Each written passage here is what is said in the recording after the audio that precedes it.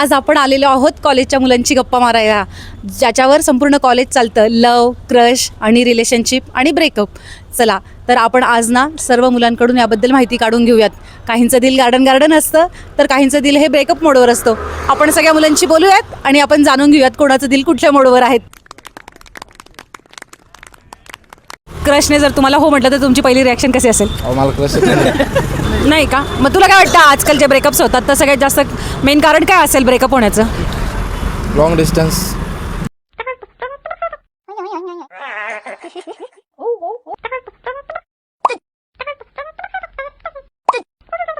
तुम्ही सांगा.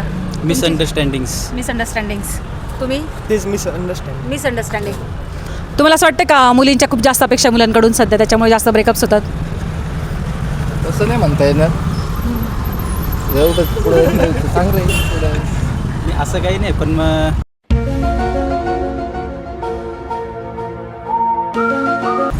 तेच समजून घेत नाही, त्याच्यामुळेच जे काय असतं ते त्याच्यामुळेच भांडण वगैरे.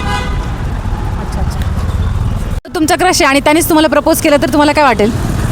नाही, घरच्यांच्या रिस्ट्रिक्शनमुळे नाही करणार आम्ही, नाही का, त्यामुळं बाकी काही नाही. सेम त्यांचं पण सेम. तर आपण आज ह्या मुलींना तोच प्रश्न विचारूयात. तर माझा पहिला प्रश्न असा आहे, तुमचा जो क्रश आहे त्याने जर तुम्हाला प्रपोज केलं तर तुमची पहिली रिॲक्शन काय असेल? म्हणजे मी तर पूर्ण ढगात ही ढगात जाणार आहे. आता हिला विचारूयात आपण सेम क्वेश्चन. जर तुमच्या क्रश प्रपोज केलं तर मला शब्दात बोलता नाही येणार, ती शब्दात व्यक्त करू शकत नाही तिच्या भावना. तू सांग, तुला काय वाटेल? Propose same. तिला पण शब्दात तिचा आनंद व्यक्त करता नाही येते. आता आपण हिला विचारूयात.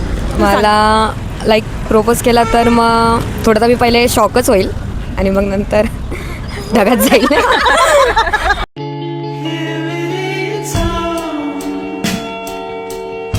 तुम्हाला काय वाटतं की आता जे ब्रेकअप्स वगैरे होत आहेत तर त्याचं सगळ्यात फनी रिझन काय असेल?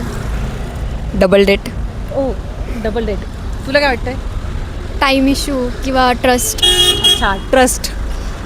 तुला काय सगळ्यात फनी मला तर मुलांचा टॉक्झिकपणाच आवडतो? म्हणजे पण वाटतो की नाही का ब्रेकअप होण्याचं रिझन तेच असू शकतं.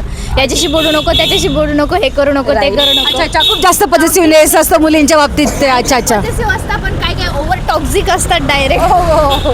तुला काय वाटतं? सेम पॉझिटिव्हनेस म्हणजे जास्त ओव्हर पॉझिटिव्हनेस झाली ना की मग ब्रेकअप होऊन जातं की ठीक आहे तू इकडे नको जाऊ, तिकडे नको जाऊ. आता मुलगी कसं काय म्हणजे ऑलरेडी घरच्यांचं पण ते असतं की नाही का इकडे नको जाऊ, तिकडे नको जाऊ आणि बाहेर जाऊन मग ते पण म्हणतात की इकडे नको जाऊ. मग त्याच्यापेक्षा मग ठीक आहे ब्रेकअप केलेला. कौन है ये लोग? कहाँ से आते हैं?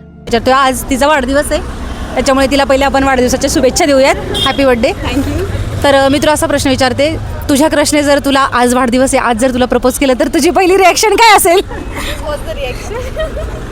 मला कुठला क्रशच नाही आहे ॲक्च्युली, पण मग जर सपोज केलं तर ऑब्व्हियसली आन्सर नाहीच असेल. अच्छा. क्रश असेल तरी हो, त्याने तुला प्रपोज केलं तर तू आज तुला काय वाटेल? ठीक आहे, आनंद तर होईल, पण बस सपोज तो खूप छान हँडसम असेल तर पण नसेल तर नाही. जर तुमच्या क्रशनी तुम्हाला प्रपोज केलं तर तुमची पहिली रिॲक्शन काय असेल? अच्छा, ही रिॲक्शन आहे. No reaction. ब्लँक. मग त्याला काही पुढे हो नाही किंवा काय ब्लँक.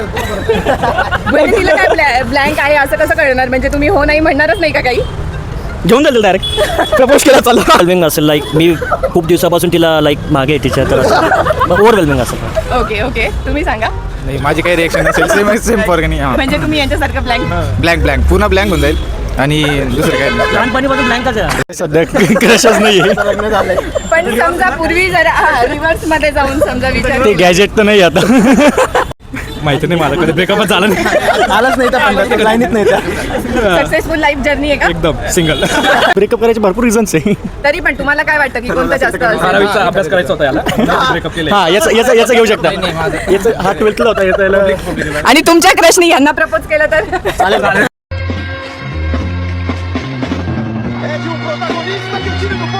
त्यांना हात दाखवताय म्हणून म्हणलं. जास्त पर्याय आहे पण आम्ही सिंगल आहे, विराज आणि मी सिंगल. अरे मुली जास्त बोल्ड आहे अरे आजकाल. खरंच. ओके, तुम्ही सांगा. म्हणजे बघा फनी रिझन काही असू शकतो. फॉर एक्झाम्पल ती समोरची फूड पॉझिटिव्ह असली, काही असली. आता फॉर एक्झाम्पल तिला काही गोष्टी आपल्या आवडल्या नसेल तर मग ती एकदम छोटी ती फनी रिझन असेल. गेलो नाही आहे पण जाऊन आला.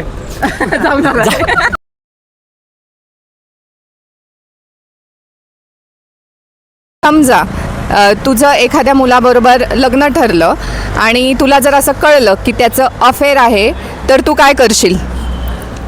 मी आधी त्याच्याबद्दल सर्व माहिती काढेल वगैरे आणि त्यानंतर मग जर त्याचे असं बाहेर अफेअर वगैरे असेल तर मग डायरेक्ट नकार देईल. कारण मग तो दुसऱ्या पण मुलीला चीट करेल, मला पण करेल. तिचं पण लाईफ खराब होईल, माझं पण खराब होईल. आणि तो तुला खूप आवडलेला आहे तरी पण?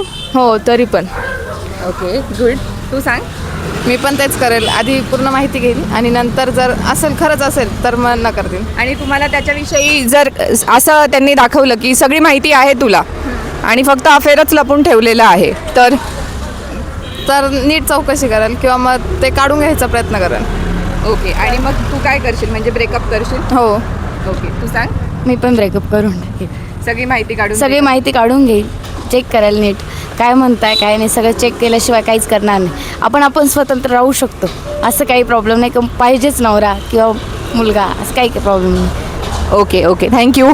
समजा तुमचं लग्न ठरलं आहे आणि तुम्हाला कळलं ती मुलगी तुम्हाला खूप आवडली आहे आणि तुम्हाला जर कळलं की तिचं कुठेतरी अफेअर आहे तर मग तुम्ही काय कराल?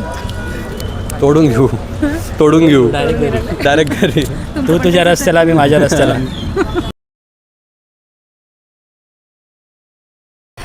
लोक बोलतात आमचं चॅनल आहे आणि मला तुम्हाला आज असा प्रश्न विचारायचा आहे, तुमच्या दोघांना पण असा प्रश्न विचारायचा आहे की तुम्हाला काय वाटतं की कॉलेज गोईंग मुलांमध्ये किंवा मुलींमध्ये सगळ्यात फनी आणि सिरियस असं ब्रेकअपचं रिझन काय असतं?